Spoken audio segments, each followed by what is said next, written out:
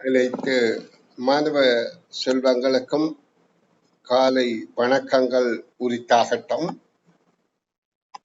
முதல்ல நீங்க செய்ய வேண்டியது உங்களை நீங்கள் உற்சாகப்படுத்துவது. அதாவது நித்திரையை முறித்து மயக்க நிலையை முறித்து கற்பதற்கு ஆயத்தமாக இருங்கோ, உற்சாகமாயிருங்கோ, நிமிந்திருங்கோ பிள்ளைகள். தர்மிகன் நிமிந்திரம். அதாவது இன்னும் நாங்கள் நித்திரைக்கு அடிமையாக இருக்கக்கூடாது. நித்திரைக்கு அடிமையாக அப்படியே தூங்கிக் கொண்டிருந்தால் எங்களுடைய மனம் சோர்வாக இருக்குதுன்ற கருத்து. படிக்க ஆரம்பித்த உடனே எங்களுக்கு நாங்களே உற்சாகம் ஊட்டணும். எங்களை வழி நடத்துறது நாங்கள் தான். அப்ப நாங்களே எங்களை மனதில உற்சாகத்தை ஊட்டிக்கொண்டு நாங்க படிக்கிற விடயத்தை விளங்கி கொள்ள வேண்டும் என்ற ஆர்வத்தோட இருந்தால் நாங்க மிகச் சிறப்பாக படிக்கலாம் என்றத நல்ல கவனமாக விளங்கி கொள்ளுங்கோ. இப்ப அரோனிகா வகுப்பு முடியும் வரைக்கும் வகுப்புல இரம்மா. இப்ப கேள்விகளை கேட்க இடையில நீ இல்லாது ஓடி விடுவாய். அப்படி பழகாதே, அது ஒரு கூடாத பழக்கம். எல்லாருக்கும் பொதுவாக சொல்றேன். சில ஆக்களை குறித்து பார்த்து வைத்துத்தான் இந்த அறிவுரையை சொல்றேன். ஏனென்றால் நான் இப்பொழுது பயிற்சித்தாள்கள்ல உள்ள வினாக்களுக்கு விடை காண்கிற விளக்கம் பிள்ளைகளிடம்தான் கேட்டு வழி நடத்துறத சிறப்பானது என விரும்புகிறேன். அப்ப சில பிள்ளைகள் என்ன செய்வார்கள், சிலர், எல்லாரும் அல்ல, வகுப்பு தொடங்குற போது காட்சி அளித்து விட்டு பிறகு ஒழித்து விடுவார்கள்.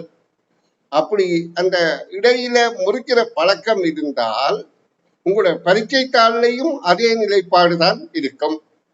நீங்க உற்சாகமாக செய்யாம கொஞ்ச நேரம் உற்சாகம் காட்டிட்டு பிறகு சோர்வாக செய்து வெறுவேறு பாதகமாக அமைந்துவிடும். சரி பிள்ளைகள், நேரடியாக நான் பரீட்சை தாளுக்குள்ள போறேன். இப்ப உங்களுக்கு இன்று கற்பிக்க வேண்டிய பரீட்சை தாளை காண்பித்து உங்களுக்கு பயிற்சி வழங்குறதுல நீங்கள் அதில பயிற்சி பெறுவதிலே ஆர்வமாக இருந்தால் அந்த கற்பிக்கிறது இலகுவாக உங்களுக்கு புரிந்து கொள்ளக்கூடியதாக இருக்கும். இப்ப நான் இருக்கிற பயிற்சி பக்கத்தை புரிந்து கொண்டு விடையளிக்க முயற்சி செய்யுங்கோ. இது பயிற்சித்தாளின் 6ஆம் பக்க வினாக்கள்.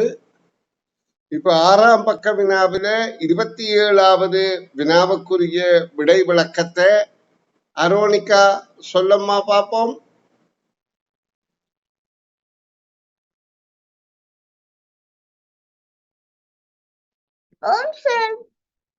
குறித்த 6 மாதங்களில் ஒருவரின் மாதாந்த சேமிப்பை செலாவணி கோட்டு வரைபடம் காட்டுகின்றது.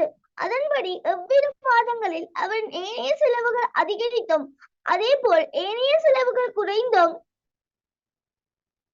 உள்ளன என்பதை முறையே குறிப்பிடப்பட்ட வெளியீடு காட்டுகிறது. இதுல நாங்க பார்த்தோம்னா ஒரு செலாவணி கோட்டு தந்திருக்கு. இதுல அவர் மாதாந்த சேமிப்புகள் பற்றி இருக்குது. அந்த மாதாந்த சேமிப்புகள் அதிகரித்தும் மாதாந்த சேமிப்புகள் குறைந்தும் காணப்பட்ட மாதங்கள் எந்த மாதங்கள் என்று சொல்லி இங்க கேட்டிருக்கு. இதுல பார்த்தோம்னா முதலாவது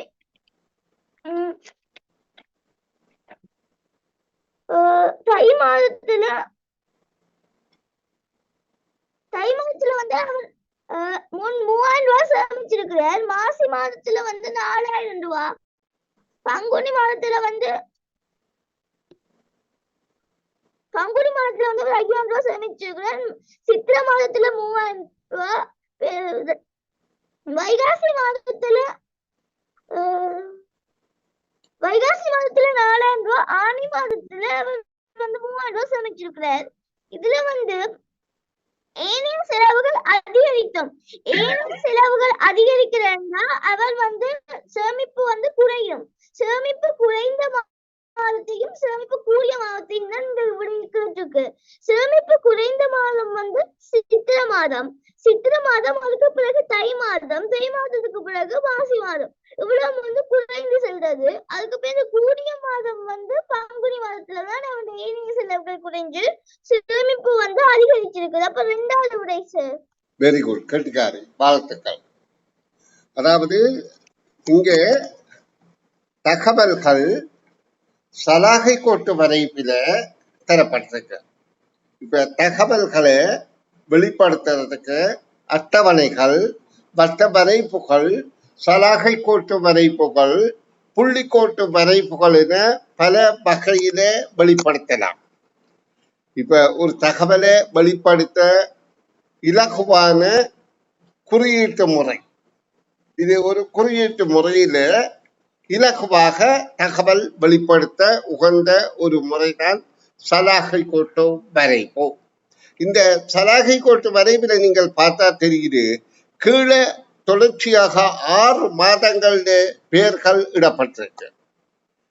அதாவது கிடையாக நிலைக்குத்தாக நீங்கள் பார்த்தா தெரியுது, அந்த 6 மாதங்கள்ல எண்ணிக்கை, ஒவ்வொரு மாதத்திலையும் எண்ணிக்கை எண்கள்ல தரப்பட்டிருக்கு. அப்ப இந்த சலாகை கோட்டு ஒருவர் பார்வையிட்ட உடனே இதுல குறித்த விடயம் என்ன விடயம் என்று தெரியாம இருந்தாலும், அது பங்குனி மாதம் அதிகரித்திருக்குது எல்லாவற்றிலும், சித்திரை மாதம் எல்லாவற்றிலும் குறைந்திருக்குது என்பதை உடனடியாக புரிந்து கொள்ள முடியும். இதுதான் இந்த சலாகை கோட்டு வரைபின்ற அதாவது விளக்க உரை. மிக விரைவாக யாருக்கும், அதாவது படிப்பறிவு உள்ளவராயிருந்தா என்ன, படிப்பறிவு இல்லாதவராயிருந்தா என்ன, கண்ணால பார்ப்பதன் மூலம் அவர் இதுல எது உயர்வு எது தாழ்வு என்பதை அந்த குறியீட்டு வடிவில கண்டுகொள்ள முடியும். இப்ப கேள்வி, குறித்த 6 மாதங்களில், இங்கே தையிலிருந்து ஆனி மாதம் வரையில 6 மாதத்தில பெயர்கள் இருக்கின்றது. ஒருவரின் மாதாந்த சேமிப்பை இச்சலாகை கோட்டு வரைப்பு காட்டுகின்றது. அப்ப இங்க என்ன காட்டப்படுகின்றது என்றால், 6 மாதத்திலே அவர் சேமித்த தொகைகள் காட்டப்படுகின்றது. இப்ப எங்களுக்கு தெரியுது என்ன விடயம் என்று. அப்ப அவர் பங்குனி மாதம் அதிகம் சேமித்திருக்கிறார், அதே போல சித்திரை மாதம் மிக குறைவாக சேமித்திருக்கிறார். அதன்படி எவ்விரு மாதங்களில் அவரின் ஏனைய செலவுகள் அதிகரித்தும், இந்த 2 மாதத்தில ஏனைய செலவு அதிகரித்தால் சேமிப்பு குறைந்திருக்கும். அதே போல் ஏனைய செலவுகள் குறைந்தும், ஏனைய செலவுகள் குறைந்திருந்தால் சேமிப்பு அதிகரித்தும் இருக்கும் உள்ளது என்பதை முறையே குறிப்பிட்ட விடையாது. முறையே என்றால் ஒழுங்கிலே. அப்ப இதில் எது முறையே இடம்பெற வேண்டும் என்று நாங்க பார்த்தால், சேமிப்பு குறைந்தது, செலவு அதிகரித்தால் சேமிப்பு குறைந்திருக்கிறது. அப்ப நாங்க இதுல 2 மாதமாக சேமிப்பு குறைந்ததை தெரிவு செய்வதற்கு, இந்த மாதமும் இந்த 2 மாதத்திலே ஏதாவது ஒரு மாதத்தை தெரிவு செய்கிறதான் சேமிப்பு குறைந்த மாதத்துக்கு பொருத்தமாக இருக்கும். அப்ப இதுல தை சித்திரை ஆணி என்ற விடை எங்க இருக்கின்றது? இங்கே தை சித்திரை இருக்கின்றது, இங்கே தை சித்திரை இருக்கின்றது, இங்கேயும் தை சித்திரை தை இருக்கின்றது. அப்ப முறையே என்ற படியால் இதுல ஆக குறைவாக சேமித்தது சித்திரை 1, தை அதை விட கொஞ்சம் கூடுதலாக இருக்கின்றவர்கள் தை அல்லது ஆணிய 2வதாக கருதலாம். இப்ப இந்த வகையில இந்த 2ஐயும் விட எங்களுக்கு இந்த 2ம் கூட பொருத்தமாக இருக்கின்றது. ஆனால் இப்ப சேமித்த இந்த 2 மாதத்துக்கு முறையே என்று கேட்கப்படவில்லை. ஆயினும் எங்களுக்கு 2வது விடை பொருத்தமாக இருக்கின்றது. இனி 2வது விடையின் மிகுதி 2 கூறுகளையும் ஒப்பிட்டுத்தான் சரியான விடையை நாங்க தெரிவு செய்ய போறோம். அதாவது ஏனைய செலவுகள் குறைந்திருந்தால் சேமிப்பு அதிகரித்திருப்பது மாசி பங்குனியிலே ஒழுங்காக இருக்கின்றதா, அல்லது பங்குனி மாசியிலே ஒழுங்காக இருக்கிறதா என்றால் பங்குனியிலே அதிகூடவாகவும் மாசியில கொஞ்சம் குறைவாகவும் சேமிக்கப்பட்டிருக்கிறது. ஆனா அது 2ம் அதிகரித்த ஒழுங்குக்கு பொருத்தமாகத்தான் இருக்குது. இல்லாட்டி இதுவும் அதே சமனாகத்தான் இருக்கின்றது வைகாசி. ஆனா இங்க வைகாசி என்பதோடு ஆணிதான் குறிக்கப்பட்டிருக்கு, அது விட பிளான் வைகாசி ஆணி என்று. அப்ப மாசி வைகாசி சரியா இருந்தாலும் இந்த ஒழுங்கு இதுல சரியாக இருக்கிறபடியால் இதிலே நாங்க பொருத்தமான விடையாக இரண்டாவதே தெரிவு செய்யலாம். சரி, அடுத்த கேள்விக்கும் அரோனிகா விடை விளக்கம் சொல்லுங்கம்மா. இவ்வுருவில் ஒரு சதுரமும் 6 முகங்கள் ஆன ஆன இன இன ஊன உவனா ஏன ஊன என்னும் எழுத்துக்களால் குறிக்கப்பட்டுள்ளன. இதன்படி இதன் தயார் செய்த அட்டை கீழே மீது கற்றுக்குது. இப்ப பார்த்தோம்னா இந்த இதுல ஆனா ஆவண ஈனா ஈனா ஊனா ஊனா என்று தந்திருக்கினா 6 எழுத்துக்கள் தந்திருக்கினா. இதுல பார்த்தோம்னா ஆனாவுக்கு ஆவணா எதிர்பக்கமா வரக்கூடாது, ஆனாவுக்கு ஊனாவும் எதிர்பக்கமா வரக்கூடாது, ஆவணாவுக்கு ஊனா ஆனா எதிர்பக்கம் வரக்கூடாது, ஊனாக்கும் ஆனாவும் ஆவணாவும் எதிர்பக்கமா வரக்கூடாது. அதுகள் இன்னும் அயல் பக்கங்கள். முதலாவது பார்த்தோம்னா எதிர்பக்கம் கண்டுபிடிக்கிறது ஒன்றை விட்டு ஒரு பெட்டி. ஒன்றை விட்டு ஒரு பெட்டி என்றா ஆனாக்கு எதிர்பக்கம் ஈனா, ஆவணாக்கு எதிர்பக்கம் ஈயனா, ஊனாக்கு எதிர்பக்கம் ஊனாக்கு எதிர்பக்கம் ஊனா. அது சரியா இருக்குது. ரெண்டாவது பார்த்தோம்னா ஆனாக்கு எதிர்பக்கம் ஈனா, ஆவணாக்கு எதிர்பக்கம் ஈயனா, ஊனாக்கு எதிர்பக்கம் ஊவனாவும் அதுவும் சரியா இருக்குது. ஆனா மூணாவதுல ஆனாக்கு எதிர்பக்கம் ஆவண்ணா வந்திருக்குது. ஆனா ஆனாவும் ஆவண்ணாவும் வந்து அயல் பக்கங்கள் எதிர்பக்கங்களா வராது. மூன்றாவது விடை பொருத்தம் இல்ல. இப்ப பார்த்தோம்னா முதலாவது விடையும் ரெண்டாவது விடையும் ரெண்டாவது பார்த்தோம்னா மூன்றுமே ஒரே திசையை நோக்கி தான் இருக்குது. அந்த மூன்றுமே ஒரே திசையை நோக்கி போனோம். இந்த மூன்றுமே தெற்கு திசை நோக்கி அதுகளுக்கு கால் வந்திருக்குது. முதலாவதுலையுமே அது தெற்கு திசை நோக்கி தான் இருக்கிறோம். ஆனா ரெண்டாவது விடையில ஆனாவும் ஆவணாவும் தெற்கு திசையும், மூணாவது வடக்கு திசையும் மேலையும் இருக்குது சார். அப்ப முதலாவது விட பொருத்தம் இல்ல, ரெண்டாவது விட தான் சார் பொருத்தம். வெரி குட், கெட்டிக்காரு, வாழ்த்துக்கள். இதுல இரண்டாவது விடை பொருத்தம் என்பதற்கு தெளிவான விளக்கங்களை வழங்கியிருந்தார். இப்ப எதற்காக நான் மாணவர்கள் ஊடாக இதை விளக்கம் அளிக்கிறது என்றால், நீங்கள் தானே பயிற்சி செய்ய போறீர்கள். அப்ப நீங்கள் தானே கேள்வித்தாளை பார்த்து வாசித்து விளங்கி அதுல விடையளிக்க போறீர்கள். அப்ப விளங்குகிற ஆற்றல் உங்கள்கிட்ட உற்சாகமாக இருந்தால், தெளிவாக உற்சாகமாக விரைவாக விளங்குகின்ற ஆற்றல் இருந்தால்தான் நீங்க இந்த பரீட்சையில வெற்றி கொள்ள முடியும். இப்ப பாருங்க, இதுல ஒரு தாயக்கட்டை சதுரமுகி. இவ்வுருவில் ஒரு சதுரமுகியின் 6 முகங்களும் ஆனா அவன்னா ஈன இயன்ன ஊன உவன்னா ஆ ஆ இ இ உ உ எனும் எழுத்துக்களால் குறிக்கப்பட்டுள்ளன. இதன்படி இதனை ஆக்க தயார் செய்த அட்டக்கீலம் யாது? இப்ப தயார் செய்த அட்டக்கீலத்தை பார்க்கின்ற போது அதுல 6 முகங்கள் இருக்க வேண்டும். அந்த முகங்கள் ஒரே நேராக ஒன்றில் நிலைக்குத்தாக அல்லது கிடையாக, ஏனென்றால் ஒரு சந்திரமுகியை ஆக்குகின்ற போது நிலைக்குத்து முகமாக 4 முகங்களும் கிடை முகமாக 2 முகங்களும் இடம்பெறுவது இயல்பு. அப்ப இதுல நேர்கோட்டில ஒன்றில் கிடைக்கோடாக அல்லது நிலைக்குத்து கோடாக, இந்த கிடைக்கோடாக இருக்கின்றது. 4 முகங்கள் ஒரே நேர்கோட்டிலும் அடுத்த 2 நிலைக்குத்தில இருக்கணும். அது ஒன்றுக்கொன்று எதிராக அமையக்கூடியதாகவும் இருக்க வேண்டும். அப்படி இருந்தால்தான் அந்த தாயக்கட்டை ஆக்குகின்ற அட்டைக்கீலம் பொருத்தமானது. ஆனா இங்க 3 அட்டைக்கீலமும் பொருத்தமாக இருக்கின்றது. இங்க கவனிங்கோ, இந்த நாளும் நிலைக்குத்து முகமாக அமைந்தால் இது ரெண்டும் கிடைமுகமாக எதிரெதிராக அமையும். இந்த 4 நிலைக்குத்தாக அமைந்தால் இது ரெண்டும் கிடையாக எதிரெதிராக அமையும். இந்த 4 நிலைக்குத்தாக அமைந்தால் இந்த 2ம் கிடையாக அமைவதற்கு மிக பொருத்தமாக இருக்கின்றது. இப்ப நாங்க இதுல பார்க்க போற முக்கிய விடயம் என்னென்றால், இவற்றை மடித்து ஒட்டுவதன் மூலம் ஆகுகின்ற தாயக்கட்டையின் எழுத்துக்கள் இருக்கின்ற கோலத்தை கொண்டுதான் இந்த அட்டக்கீலத்தை ஆக்குவதற்கு எது பொருத்தமானது என நாங்கள் இனங்காண போகின்றோம். ஏன் மேலிடப்பட்ட தாயக்கட்டையின் ஆக்கப்பட்ட அட்டக்கீலம் எது என்பதுதான் கேள்வி. அப்ப இதிலே உள்ள எழுத்துக்களின் திசைகளை அடிப்படையாக வைத்து அல்லது மேலே கீழே வலதுகை இடதுகை பக்கங்களை அடிப்படையாக வைத்து இப்ப பாருங்கோ, இதுல உவன்னா என்ற எழுத்தை எடுத்துக்கொள்வோம். உவன்னா என்ற எழுத்தை நாங்கள் இப்படியாக போடுவோமாக இருந்தால் இந்த அட்டைக்கீழம் இப்படியாக உவன்னா இருக்குமாக இருந்தால் அடுத்த 4 எழுத்துக்கள்ல இந்த பக்கமாக இருந்தாலும் இந்த உவன்னாவோடு ஆனா இப்படி அமைந்திருத்தல் வேண்டும்.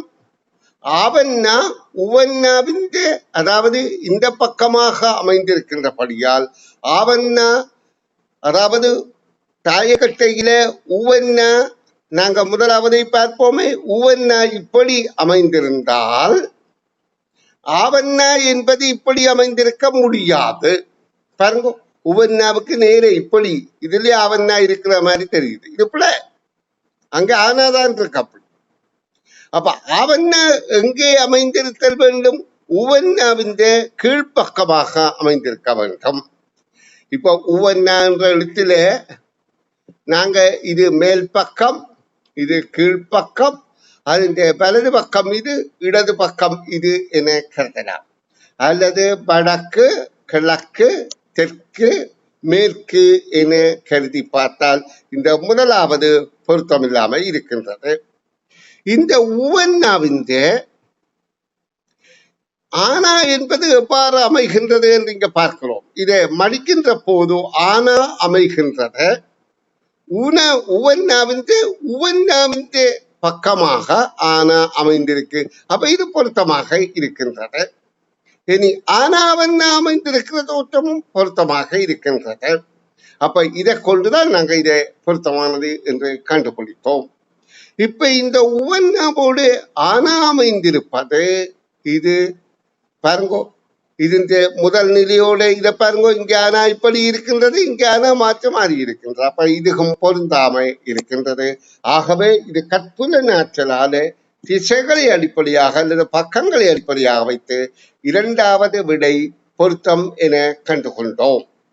சரி பிள்ளைகள், நான் இப்பொழுது அடுத்த வினாவுக்கு லீசா எனும் மாணவியிடமிருந்து விடை காண் விளக்கம் கேட்க போறேன். இப்ப நான் குறித்த மாணவர்களிடம் மாத்திருந்தால் விடை கேட்பது என்னதுக்கு என்றால் அவர்கள் ஏற்கனவே நீண்ட காலம் என்னிடம் கற்றுக்கொண்டிருக்கிறார்கள். அப்ப அவர்கள் நிச்சயமாக இதற்கு தெளிவான விடை விளக்கம் தருவார்கள் என்று எதிர்பார்க்கிறேன். சரி லீசா, 29வது கேள்விக்கு விடை விளக்கம் சொல்லுமா? இவ்வுறவில் அரைவாசியை நிகழ்த்துவதற்காக நிறந்தீட்டப்பட வேண்டிய கட்டங்களின் எண்ணிக்கையானது இவ்வுறவில் நிறந்தீட்டப்பட்ட கட்டங்கள் எண்ணிக்கையிலும் இங்க வந்துட்டு இங்க கேட்சிக்காக இந்த உறவுல அரைவாசி நிறந்தீட்டுவதற்காக நிறந்தீட்டப்பட்ட வேண்டிய கட்டங்களுடைய எண்ணிக்கையானது இவ்வுறவோட நிறந்தீட்டப்பட்ட கட்டங்களுடைய எண்ணிக்கையிலும் மட்டும் கேட்சிருக்காங்க. இப்ப இங்க எத்தனை கட்டங்கள், இங்க மொத்தம் எத்தனை கட்டங்கள் இருக்குன்னு பார்க்கணும். இதுல வந்துட்டு இல்ல ஒரு நிறையில வந்துட்டு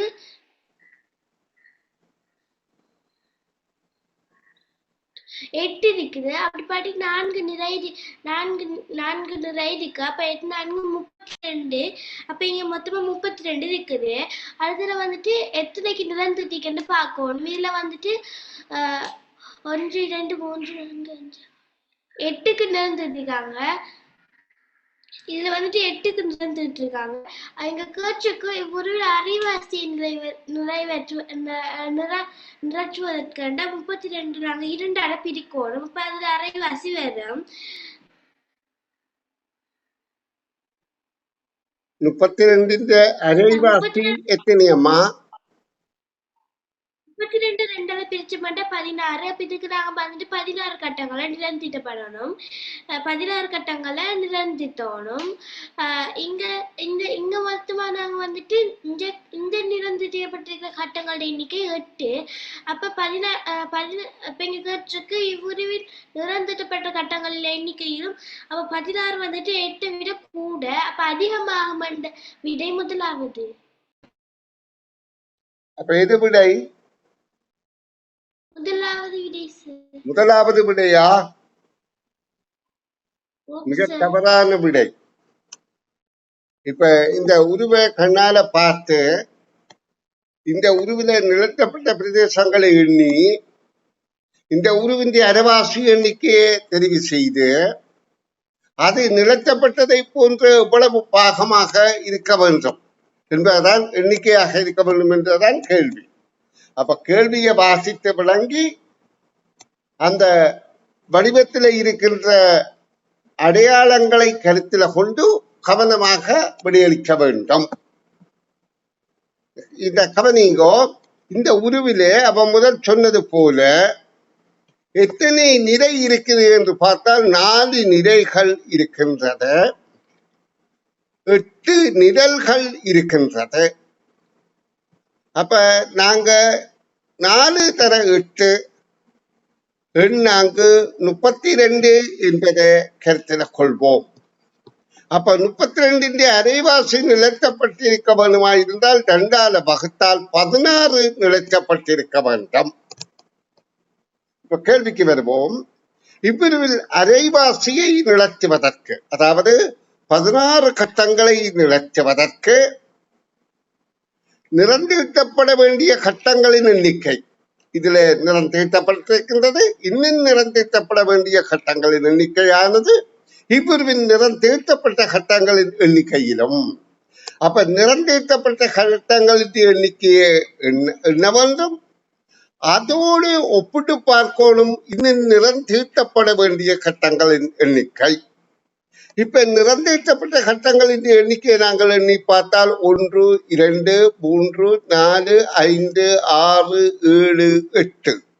இப்ப இது நாங்க கண்ணால பார்த்தாலே இதுகளை இப்படி விட்டா தெரியுது இந்த கால் பகுதி நிலத்தப்பட்டிருக்கின்றது. இதுதான் திறமையை வளர்த்துக் கொள்றது, இப்படி பார்த்து விளங்கிக் கொள்றது. லேனிட்டா எச்சரிக்கையா இருங்கோ. பரீட்சைத்தாள்ல இந்த வித, அதாவது நீங்க ஸ்கிரீன்ல தொடாம இருக்கணும். தொட்டா நீங்க ரிமூவ் பண்ணப்பட்டு விடுவீர்கள். சரி, அப்ப இதுல 8 கட்டங்கள் நிலத்தப்பட்டிருந்தால் 16 ஆவதற்கு 16 8 போனால் இன்னும் 8 கட்டங்கள் நிலத்த வேண்டும். அப்ப 8 கட்டோடு என்ன தொடர்பு? சமமாகும் என்பதுதான் இதற்கு விடையாகும். பாருங்க குழந்தை, நான் என்ன சொல்றேன் என்றால் கேள்விகள்ல மிக நுட்பமாக அவதானித்து விடையளிக்க நாங்கள் பழகுதல் மிக முக்கியமாகும். ஏனென்றால் ஒவ்வொரு கேள்வியும் 2 அரைப்புள்ளி 2.5 அல்லது 2 அரைப்புள்ளி இருக்கின்றது. இந்த ஒரு கேள்வி விடைதான் உங்களுடைய வெட்டுப்புள்ளியை தீர்மானிக்கிறதாக கூடியிருக்கலாம். ஆனபடியால் மிகுந்த கவனத்தோட கேள்விகளை அணுக வேண்டும் என்பதை கவனித்துக் கொள்ளுங்கள். சரி, இனி நான் அடுத்த வினாவுக்கு, யாராவது ஒரு பிள்ளை, உற்சாகமுள்ள ஆர்வமுள்ள பிள்ளை தங்களுடைய பெயரை கூறிவிட்டு விடைகான் விளக்கம் சொல்லலாம். சொல்லுங்க சார். லிசா. சொல்லுங்க. பின்வரும் அட்டவணையில் உள்ளவர்களில் வயது வருட எண்ணிக்கை அடிப்படையில் மூவரின் வயதுகள் ஏறு வரிசையில் அமைந்த விடை அல்லாதது யாதென்று கற்றுக்கு. இங்க இப்ப வந்துட்டு பாத்திமா வந்து பேர் பிறந்ததிகதியில் தந்துட்டு பாத்திமா வந்துட்டு 2014ஆம் ஆண்டு 7ஆம் மாதம் 27ஆம் திகதி, மோகன் வந்துட்டு 2015 10ஆம் மாதம் 10ஆம் தேதி, அனுரா 2014 1ஆம் மாதம் 16ஆம் திகதி, மாதவி 2016ஆம் ஆண்டு 12ஆம் மாசம் 2ஆம் தேதி, கவின் வந்துட்டு 2015 2ஆம் மாசம் 8ஆம் தேதி. இங்க கேட்சிக்காக பின்வரும் வயது வட்டாரங்கள் அடிப்படையில் மூவரின் வயதுகள்ட்ட ஏர் வரிசையில் அமைந்த விடை அல்லாதது கற்றுக்கு. இப்ப முதலாவது ஏர் வரிசை என்றா குறைந்ததுல இருந்து கூடியது. முதலாவது விடையை பார்த்தோம்னா மாதவி, கவின், அனுரா. இதுல மாதவி வந்துட்டு 2016 12 2, கவின் வந்துட்டு 2015 2 8, அனுரா வந்துட்டு 2014 1 16. இது வந்துட்டு இறங்கு வரிசை, ஏறு வரிசை அல்ல. அப்ப முதலாவது விடை பொருந்தும். ஏன்னா இங்க ஆளுநர் கட்டுதெல்லாம் முதலாவது விடை பொருந்தும். இரண்டாவது மோகன், பாத்திமா, அனுரா. இதுல மோகன் வந்துட்டு 2015 10ஆம் மாதம் 10ஆம் தேதி. பாத்திமா வந்துட்டு 2014 7ஆம் மாதம் 27ஆம் தேதி. அனுரா வந்துட்டு 2014ஆம் ஆண்டு 1ஆம் மாதம் 16ஆம் தேதி. அடுத்தது 3வது விட வந்துட்டு கவின், பாத்திமா, மாதவி. இதுல கவின் வந்துட்டு 2015ஆம் ஆண்டு 2ஆம் மாதம் 8ஆம் தேதி. பாத்திமா வந்துட்டு 2014ஆம் ஆண்டு 2014ஆம் மாதம் 2014ஆம் ஆண்டு 7ஆம் மாதம் 27ஆம் தேதி. மாதவி வந்துட்டு 2016 12ஆம் மாதம் 2ஆம் தேதி. அப்ப அதுவும் பொருந்துச்சு. இப்ப முதலாவது மாதவி, கவின், அனுரா. இல்ல மாதவி வந்துட்டு 2016 2ஆம் மாதம் 2ஆம் தேதி. கவின் வந்துட்டு 2015 2ஆம் மாதம் 8ஆம் தேதி.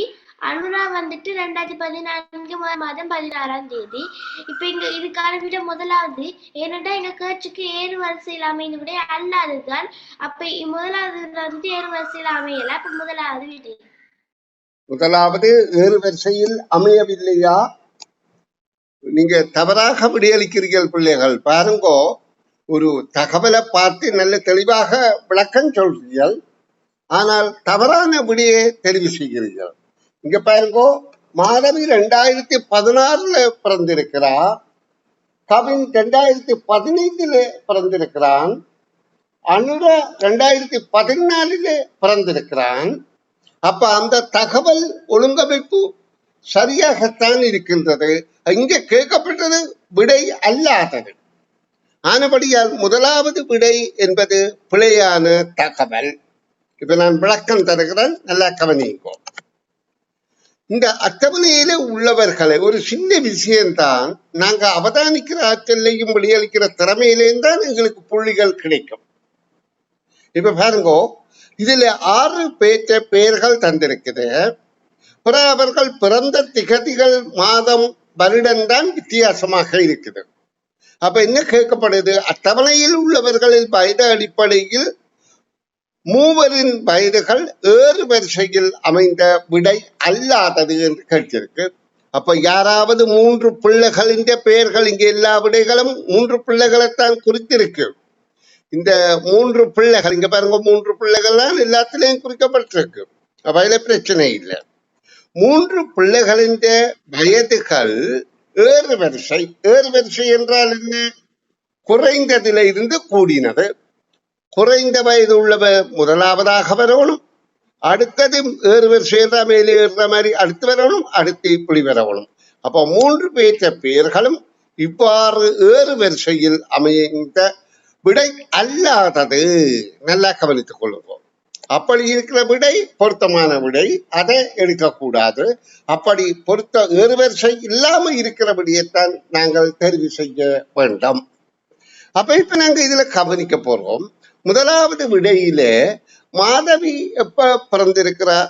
2016. முதல்ல வருடத்தை பார்ப்போம். வருடம் ஒரே வருடமாக இருந்தால் தான் மாதத்தை பார்க்கணும். மாதவி 2016. கவின் எப்ப பிறந்திருக்கிற? 2015. ஒரு வயது குறைவு.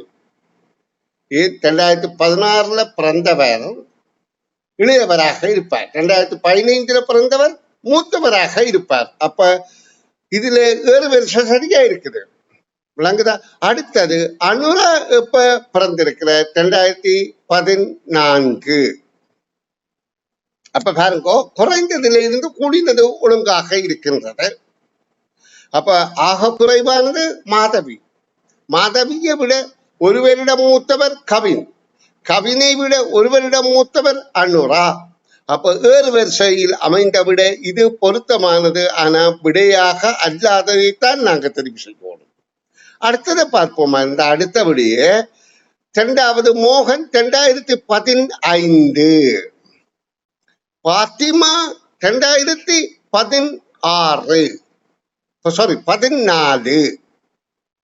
அதே மாதிரி அனுராவும் 2014. ஒரே வருடம் என்றபடியால் நாங்கள் இனி மாதத்தில தான் இவர்கள இளையவர் மூத்தவரை தெரிவு செய்ய வேண்டும். பாத்திமா 7ஆம் மாதம் அந்த வருடத்தில் 2014. அனுரா 1வது மாதம்.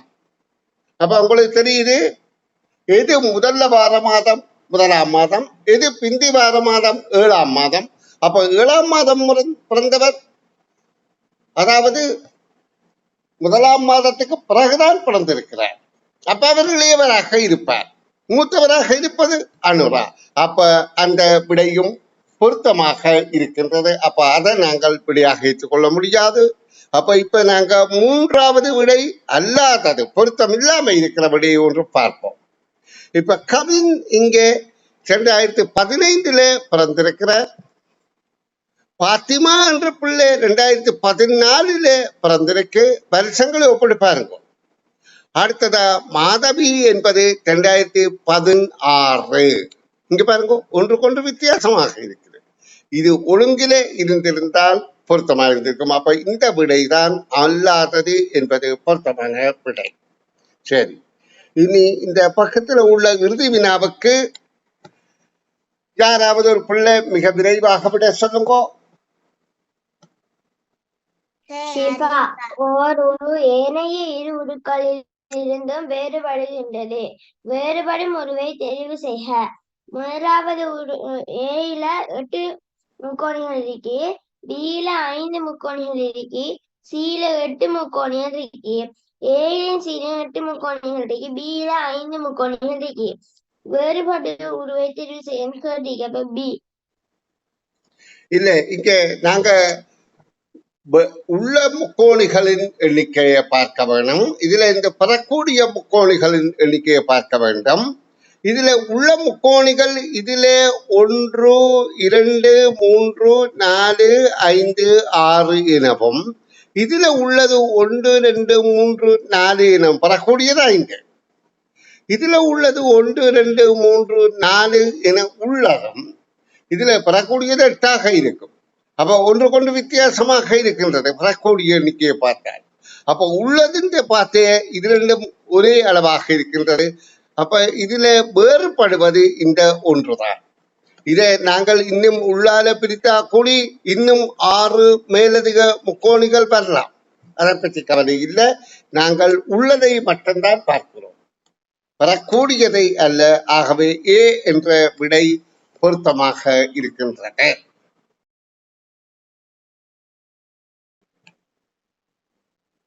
முன்னோடி பரீட்சை 4 பக்கம் 7 வினாக்களுக்கான விடைகாண் விளக்கம். நான் ஒரு பேருந்தில் ஏறுவதற்காக வரிசையில் நின்றேன். எனக்கு முன்னால் 7 ஆட்களும் எனக்கு பின்னால் 5 ஆட்களும் நின்றனர். எனது நண்பர் நிலையின் நடுவில் நின்றார். அவர் நிற்பது எனக்கு. இப்போ நாங்க இடமிருந்து வலமாக வரிசையை கணிப்போமாக இருந்தால், பேருந்து ஏறுவதற்காக நாங்கள் நிற்கின்றோம். அதாவது இதை பேருந்து என கருதிக் கொள்வோம். இந்த பேருந்தில் ஏறுவதற்காக நிற்கின்றோம். இதில் ஏறுவதற்கு 7ஆவதாக நான் நிற்கின்றேன். எனக்கு முன்னால் 7 பேர் நிற்கின்றார்கள். நான் 7ஆவதா இல்லை, நான் அப்போ 8ஆவது. எனக்கு முன்னால் 7 பேர் நிற்கின்றார்கள். எனக்கு முன்னால் 7 பேர், 2, 4, 6, 7 பேர். எனக்கு பின்னால் 5 பேர் நிற்கின்றார்கள், 5 பேர். எனது நண்பர் நடுவில் நிற்கின்றார். அவர் நிற்பது எனக்கு. இப்ப நாங்க வரிசையில உள்ள இந்த மொத்த எண்ணிக்கையை பார்ப்போமா இருந்தால், முன்னாலே 7 பேர், பின்னாலே 5 பேர், நான் ஒரு ஆள். மொத்தம் 5, 1, 7, 13 பேர். நண்பர் நடுவில் நிற்கின்றார் என்றால் 2ஆல் வகுத்தால் 6, 1 வீதி. அப்ப 7ஆவதாக நிற்பவர் தான் நண்பர். அப்ப நண்பர் நிற்பது எனக்கு முன்னாலாக இருக்கும். அதாவது எனக்கு முன்னால் தான் நண்பர் நிற்கின்றார். அதாவது எனக்கு முன்னால் நிற்கின்ற 7 பேர்ல இறுதியாக நிற்பவர் நண்பர். அப்ப கேள்விக்கான விடை எனக்கு முன்னால் என்பது ஆகும். இது நாங்க 33வது வினாவுக்கு விடைகாண் விளக்கம் பார்ப்போம். சட்டகத்தில் 4 நிரைகளும் 4 நிரல்களிலும் இந்நான்கு உருக்களும் ஏதாவது ஒழுங்கில் இருத்தல் வேண்டும். எனவே ABCDயில் முறையே இடம்பெற்ற உருக்கள் எவை என்பது கேள்வி. இப்ப இங்க 4 நிரைகள் இருக்கின்றது. நிரை என்றால் இடமிருந்து வலமாக 1, 2, 3, 4 நிரைகள் இருக்கின்றது. நிழல் என்பது மேலிருந்து கீழாக கீழிருந்து மேலாக 4 நிழல்கள் இருக்கின்றன. இந்த 4லையும் இந்த குறியீடுகள், இந்த உருக்கள் 4ம் ஏதோ ஒரு ஒழுங்கில் இருத்தல் வேண்டும். அந்த ஒழுங்கை நாங்கள்தான் கணித்து கண்டுபிடிக்க வேண்டுமே ஒழிய அது இந்த 4ம் ஒரு நிலையிலேயோ நிழல்லையோ இருக்கும் என்பதுதான் கருத்து. எனவே ABCD என்கின்ற 4 மூலைகளிலும் இருக்கக்கூடிய குறியீடுகள், அந்த உருக்கள் எவை என்று கண்டு பொருத்தமான விடையை நாங்க தெரிவு செய்ய வேண்டாம். உங்களுக்கு நிச்சயமாக தெரிந்திருக்கணும், இது ஏதோ ஒரு ஒழுங்கில இருக்கின்றது. அப்போ அந்த ஒழுங்கை நாங்கள் முதல்ல கண்ணுற்று நோக்கினால் ABCDயில் என்ன இருக்குது என்றதை ஒரு அரை நிமிட நேரத்துக்குள்ள கண்டுபிடிக்க முடியும். எப்படி என்றால், இப்ப நாங்க இதை நிலையாக பார்த்தாலோ நிழலாக பார்த்தாலோ 4 உருக்களும் மாறி மாறி இருக்கும். அப்ப நிறை நிழல் பார்ப்பதில் எந்த பயனும் இல்லை. நிலையாகவோ நிழலாகவோ பார்த்தால் 4 உருக்களும் மாறி மாறி இருப்பதால் எங்களுக்கு அதை பார்ப்பதால் விடையை அணுக முடியாது.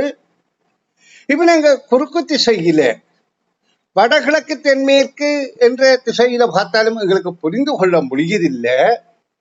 அப்ப இப்போ நாங்கள் வடமேற்கு தென்மேற்கு என்கின்ற திசையில பார்க்கின்ற போதும், வடமேற்கு தென்மேற்கு என்கின்ற திசையில பார்க்கின்ற போது இங்க பாருங்க, இதுல 2ம் ஒரே உருக்கள், இது 2ம் ஒரே உருக்கள், இது 4ம் இது 3ம் அடுத்தது 4ம் அடுத்தது 3ம் அடுத்தது 2ம் ஒரே உருக்களாக இருக்கின்றது.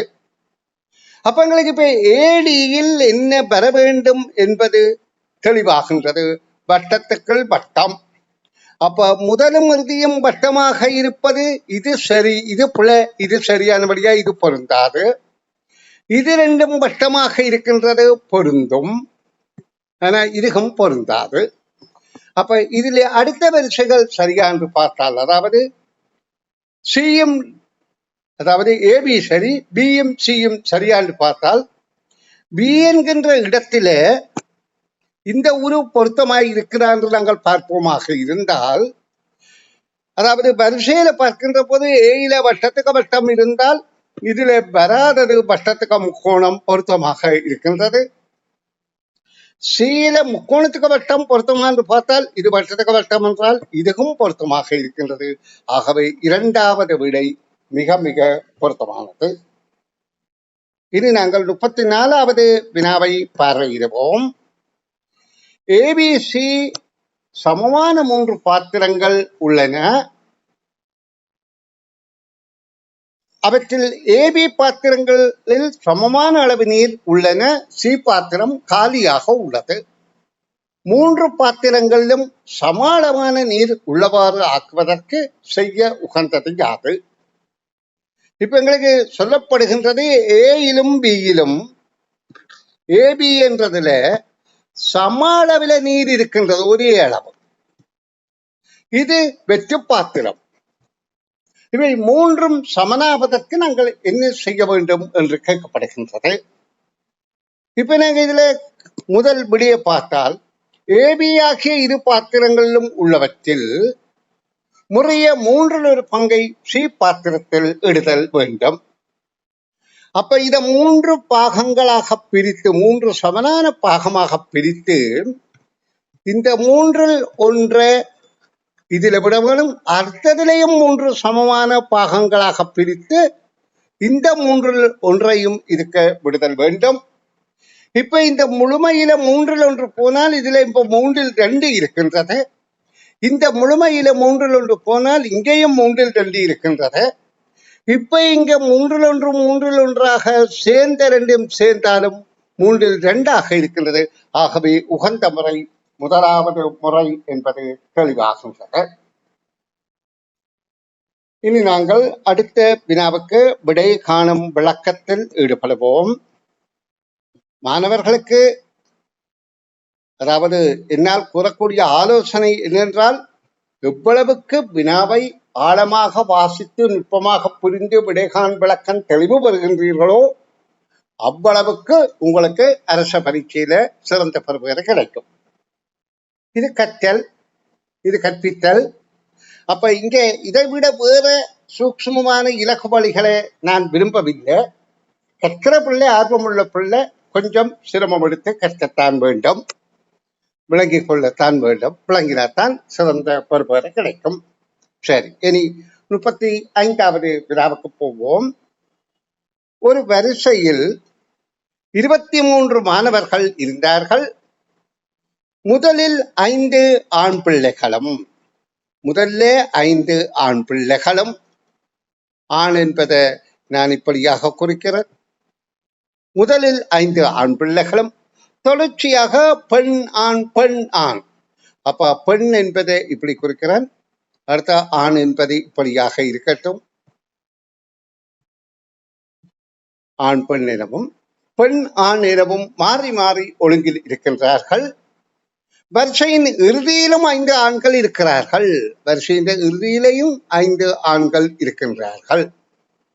அப்ப எங்களுக்கு இப்ப என்ன புரிந்து கொள்றது, இந்த 23ல முதல்ல 5 பேர், இறுதியிலே 5 பேர், அப்ப 10 ஆண்கள் மேலதிகமாக இருக்கிறார்கள். அடுத்தது பெண் ஆண் என்ற ஒழுங்கில இருந்தால் இது இறுதியில பெண்ணாக இருக்கும். அப்ப இதுல 23ல 10 போனால் இங்க இருப்பது 13 பேர் இருக்கிறார்கள். அதாவது 13 பேர் ஆண் பெண்ணாக இருக்கிறார்கள். அப்ப முதல்ல இருப்பதும் இறுதியில இருப்பதும் பெண்ணாக இருக்கின்றபடியால், அதாவது 13ஐ 2ஆல வகுத்தால் 6ம் 1 வீதியும், அப்ப 7 பெண்களும் 6 ஆண்களும் என்பது எங்களுக்கு தெளிவாகின்றது. அப்ப இந்த பெண் பிள்ளைகளின் எண்ணிக்கை 7. அப்ப 23ல 7 போனால், 23ல 7 போனால் 16 ஆண்கள் என்பது தெளிவாகின்றது. அப்ப பெண் பிள்ளைகளின் எண்ணிக்கையும் ஆண் பிள்ளைகளின் எண்ணிக்கையும் முறையே என்று கேட்கப்படுகின்றது. அப்ப பெண் பிள்ளை எண்ணிக்கை 7, ஆண் பிள்ளை எண்ணிக்கை 16 என்ற முதலாவது விடையே பொருத்தமானது. இனி இந்த பக்கத்தின் இறுதி வினாவுக்கு விடைகான் விளக்கம் தருகின்றேன், அவதானியங்கள். இதுல ஆங்கில ஒரு அடைப்பில் 16 ஆங்கில எழுத்துக்கள் ஏதோ ஒரு ஒழுங்கில், இதுல 16 எழுத்துக்கள் இருக்கின்றது. ஒன்றிலே இருந்து ஏதோ ஒரு தொடர்பில் காணப்பட்டன.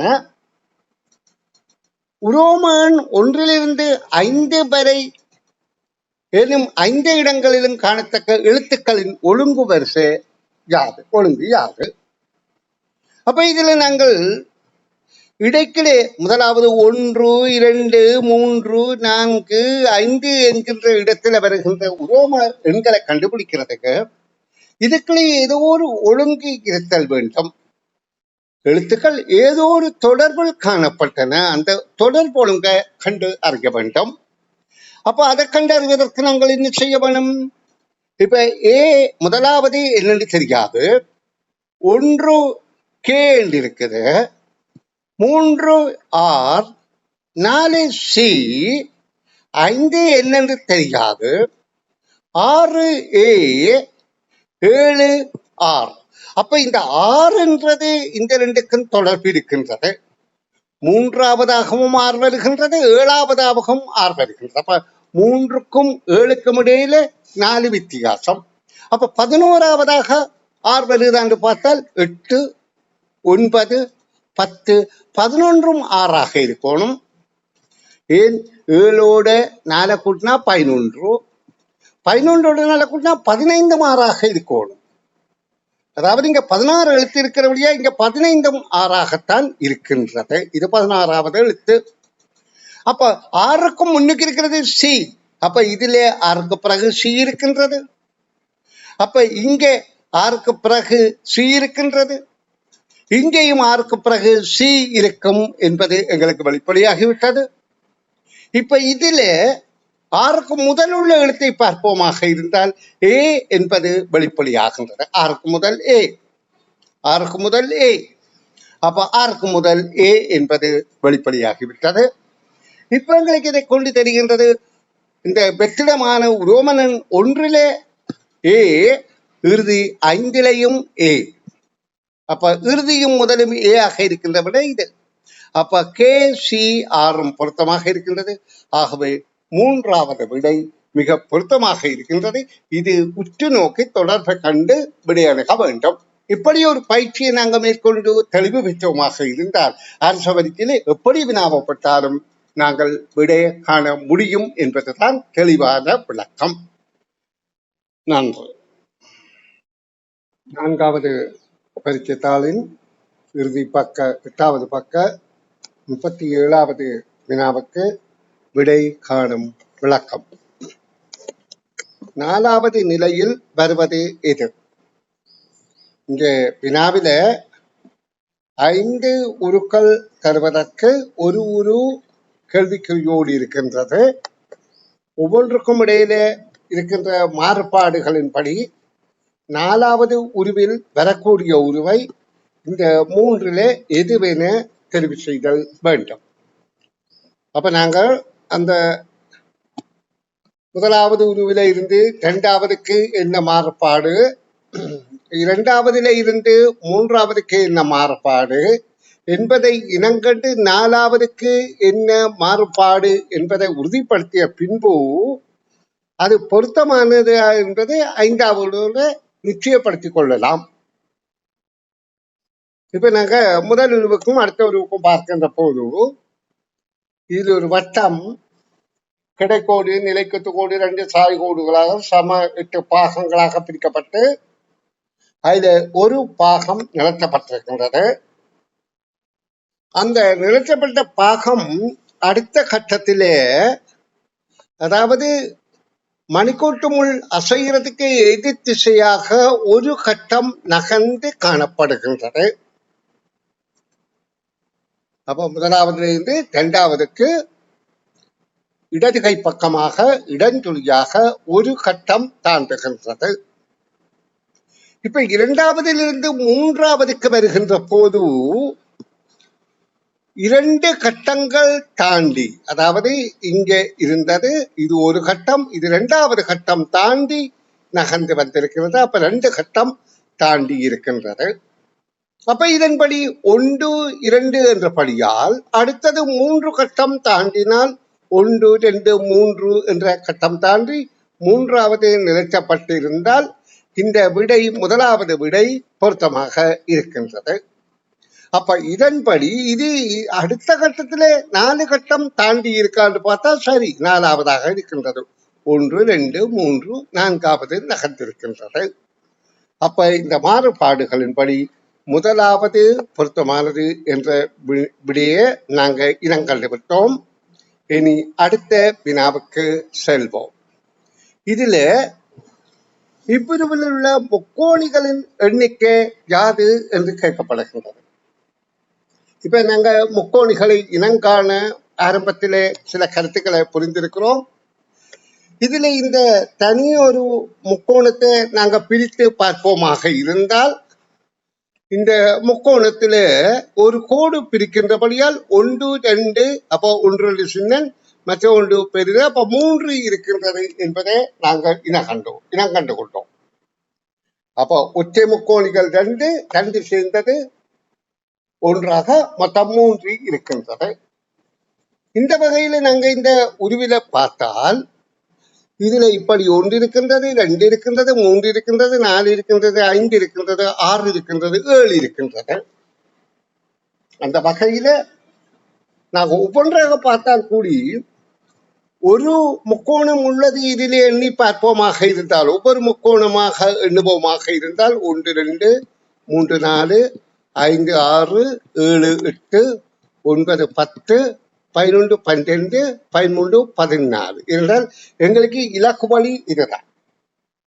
14 முக்கோணங்கள் ஒரு முக்கோணம், ஒவ்வொரு முக்கோணம் உள்ளது இருக்கின்றது என்பது எங்களுக்கு புலனாகின்றது.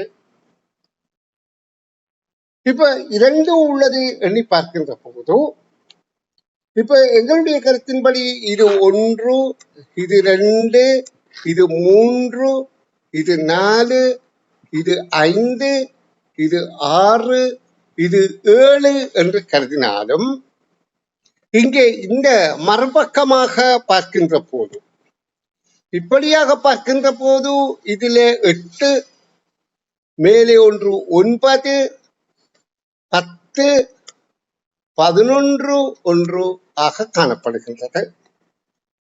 அப்ப நாங்க 14 11 கூட்டினால் 2 முக்கோணமாக மொத்தம் 25 காணப்படுகின்றது.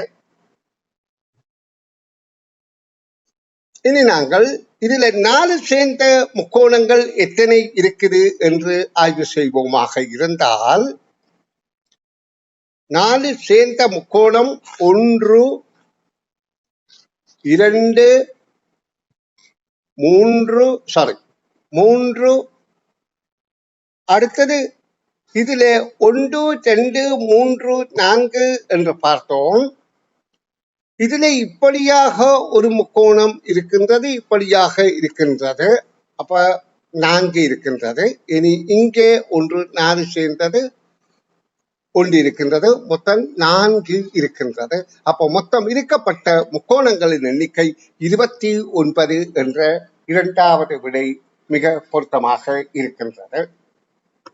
இந்த கவனத்துல கொள்ளோனும் ஒன்று தனியா உள்ள முக்கோணிகள் 14 இருக்குது, 2 சேர்ந்த முக்கோணிகள் 11 இருக்குது, 4 சேர்ந்த முக்கோணிகள் 4 இருக்கின்றது என்பதை நீங்க புரிந்து கொண்டால் இந்த வினாவுக்கு விடை இலகுவானதாக இருக்கின்றது.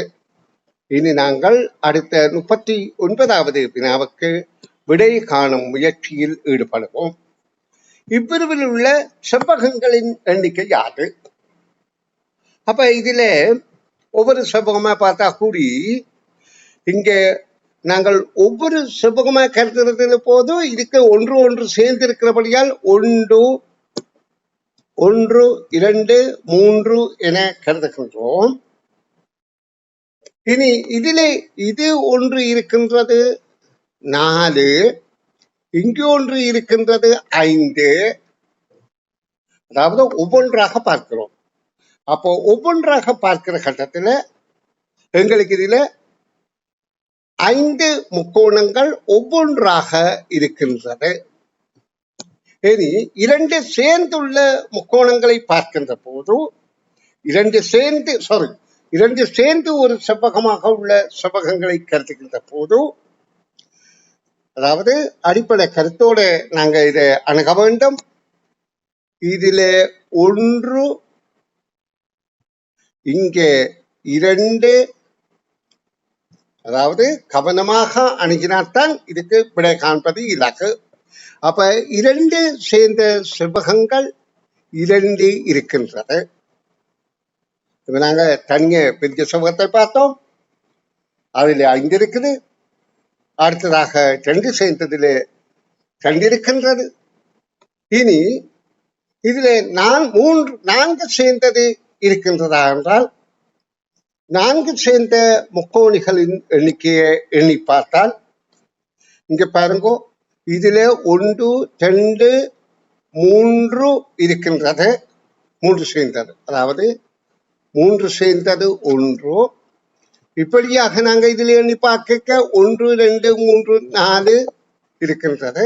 இதுல எண்ணி பார்க்க இந்த செவ்வகத்துல 1 2 3 4 என்பதாக இருக்கின்றது.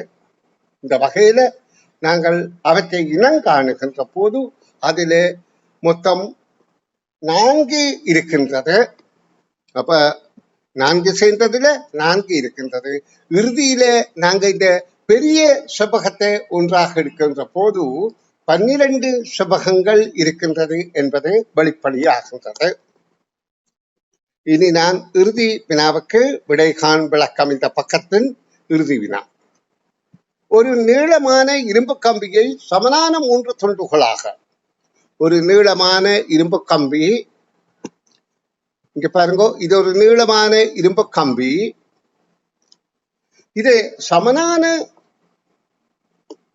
4 கம்பி துண்டுகளாக ஆக்குவதற்கு 4 கம்பி துண்டு என்றால் வெட்ட வேண்டிய இடம் 3 என்பதை கருத்தில் கொள்ளுங்கோ.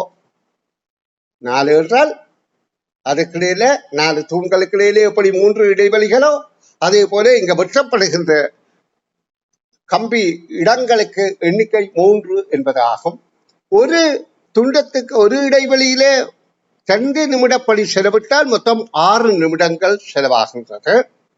இவ்வகையிலே இந்த சமனானதை 8 துண்டுகளாக்க வேண்டும் என்றால் 7 இடங்கள்ல வெட்டணும். 1 2 3 4 5 6 7 7 இடத்துல வெட்டணும். 2 4 6 7 இடத்துல. அப்போ 7க்கு 2 படி பார்த்தால் 7 2 14 இடங்கள்ல வெட்டுதல் வேண்டும்.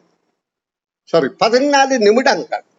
ஒரு இடத்துல வெட்டிக்க 2 நிமிடம் என்றால் 7 இடத்துல 14 நிமிடங்கள். ஆனா விடை இல்லை. அப்ப 12 கூடிய நேரம் என்ற விடைதான் இங்கே பொருத்தமானதாக இருக்கின்றது. நன்று. இனி 5வது பரீட்சை தாளுக்கு விடைகாண் விளக்கத்தின் போது சந்திப்போம்.